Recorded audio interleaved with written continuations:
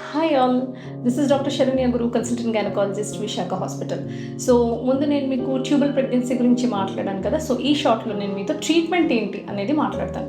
మాకు కొన్ని ఫ్యాక్టర్స్ ఉంటాయండి, దాని బేసిస్ మీద ఏంటి ఇస్తాం ట్రీట్మెంట్ అనేది వీ డిసైడ్. ఒకటి, pregnancy hormone beta HCG levels అనేది చాలా ఇంపార్టెంట్. అది లెస్ దాన్ 1500 ఉంటే మేము జస్ట్ అబ్జర్వేషన్లో పెడతాం.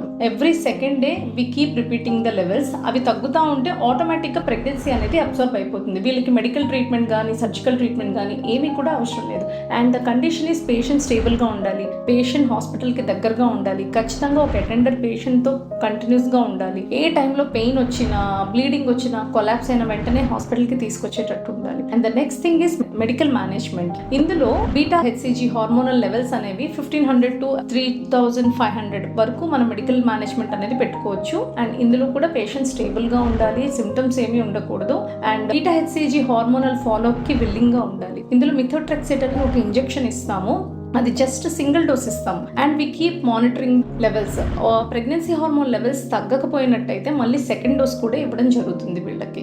The final thing is surgery. Surgery అనేది ల్యాబ్ చేయొచ్చు, ఓపెన్ మెథడ్స్లో కూడా చేయొచ్చు. అండ్ ట్యూబ్ కంప్లీట్గా తీసేస్తామా లేదంటే ట్యూబ్ని ప్రిజర్వ్ చేస్తామా అనేది, ద ఆపోజిట్ ట్యూబ్ హెల్దీగా ఉంటే ఈ ట్యూబ్ తీసేయడం జరుగుతుంది. లేదు ఆపోజిట్ ట్యూబ్ కూడా డ్యామేజ్ అయ్యింది అంటే ఈ ట్యూబ్ని ప్రిజర్వ్ చేయడం జరుగుతుంది. So this is how we manage the tubal pregnancy. And the risk of recurrence ఎలా ఉంటుంది అంటే, ఒకసారి వచ్చిన వాళ్ళకి మళ్ళీ నెక్స్ట్ టైం వచ్చే ఛాన్సెస్ ఆల్మోస్ట్ 10 to 20% ఉండొచ్చు. అండ్ చాలా మంది అడుగుతూ ఉంటారు, ఎందుకు మేడం ట్యూబల్ ప్రెగ్నెన్సీ వస్తుంది, వాట్ ఈస్ ద రీజన్ అని. రీజన్ ఏంటుంటుందంటే ఇన్ఫెక్షన్స్, ట్యూబ్ లో ఇన్ఫెక్షన్స్, పెల్విక్ ఇన్ఫ్లమేటరీ డిసీజెస్ అంటాం, multiple sexual partners, unhealthy sexual hygiene, TB infection వచ్చినా సరే. చాలా మంది ఫ్యామిలీ ప్లానింగ్ ఆపరేషన్ చేసుకుంటారు, ట్యూబల్ స్టెరిలైజేషన్ తర్వాత ప్రెగ్నెన్సీ వస్తే అది ఆల్మోస్ట్ ట్యూబల్ ప్రెగ్నెన్సీ వచ్చే ఛాన్స్ ఉంటుంది.